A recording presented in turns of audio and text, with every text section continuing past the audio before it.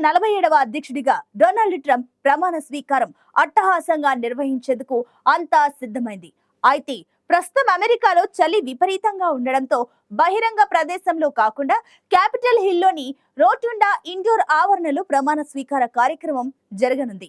ఈ వేడుకకు పలు దేశాల నుంచి అతిథులు వస్తున్న నేపథ్యంలో కట్టుదిట్టమైన భద్రత ఏర్పాటు చేశారు. అయితే ట్రంప్ ప్రమాణ స్వీకారం సందర్భంగా రిపబ్లికన్లు సంబరాలు చేసుకుంటుండగా నిరసనకారులు మాత్రం ఆందోళనకు సిద్ధమవుతున్నారు.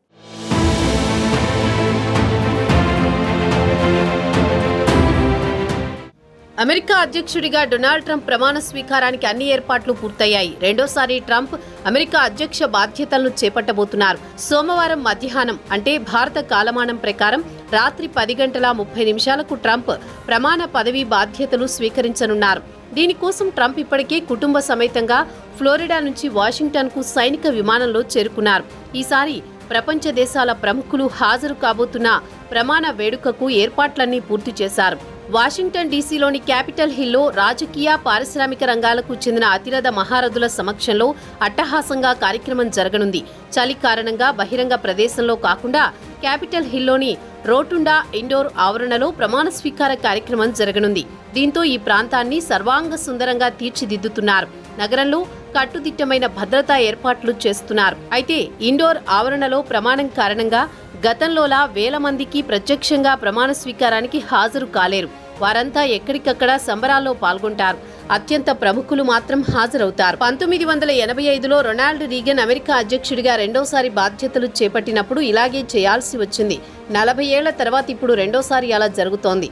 ఓవైపు ట్రంప్ ప్రమాణ స్వీకారం జరుగుతుండగా ఆయన విధానాలను వ్యతిరేకిస్తూ పెద్ద సంఖ్యలో నిరసనకారులు వాషింగ్టన్లో ప్రదర్శన నిర్వహించేందుకు సిద్ధమవుతున్నారు.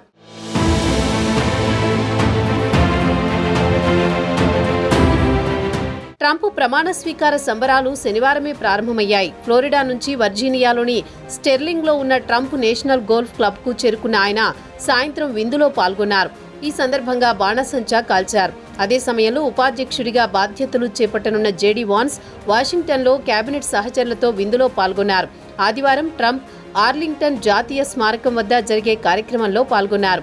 ఆ తర్వాత వాషింగ్టన్లోని క్యాపిటల్ 1 ఎరీనా వద్ద ర్యాలీకి హాజరై ఆ తర్వాత ప్రైవేట్ డిన్నర్లో పాల్గొన్నారు. ఇక ప్రమాణ స్వీకారానికి ముందు ట్రంప్ సెయింట్ జాన్స్ ఎపిస్కోపల్ చర్చిలో ప్రార్థనలు నిర్వహించారు.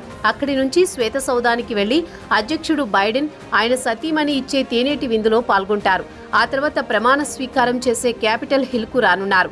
ట్రంప్ ప్రమాణ స్వీకారం జరగనున్న సమయంలో వాషింగ్టన్లో ఉష్ణోగ్రత -11°C ఉంటుందని వాతావరణ శాఖ అంచనా వేసింది. మరోవైపు ట్రంప్ ప్రమాణ స్వీకారోత్సవానికి క్యాపిటల్ హిల్ పై దాడి చేసిన ఆయన మద్దతుదారులు హాజరవుతున్నారు. ఇక పగ్గాలు చేపట్టిన మొదటి రోజే తన ముద్ర స్పష్టంగా కనిపించాలని ట్రంప్ భావిస్తున్నారు. ఆ మేరకు సుమారు 100 కార్యనిర్వాహక ఉత్తర్వులపై సంతకాలు చేసేలా ఆయన బృందం రంగం సిద్ధం చేసింది. ఎన్నికల వాగ్దానాల మేరకు ఇవి జారీ అవుతాయని తెలుస్తోంది.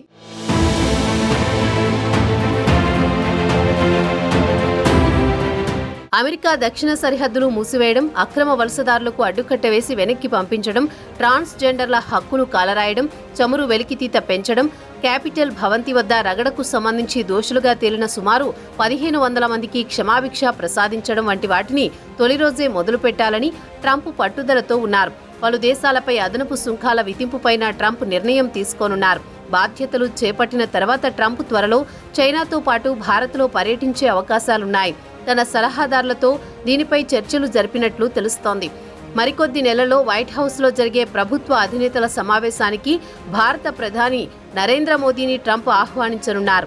అందుకోసం ట్రంప్ త్వరలో భారత్లో పర్యటిస్తారు. ట్రంప్ ప్రమాణం చేసే వేడుకకు చైనా తరపున ఉపాధ్యక్షుడు హన్ జెంగ్ హాజరవుతారు.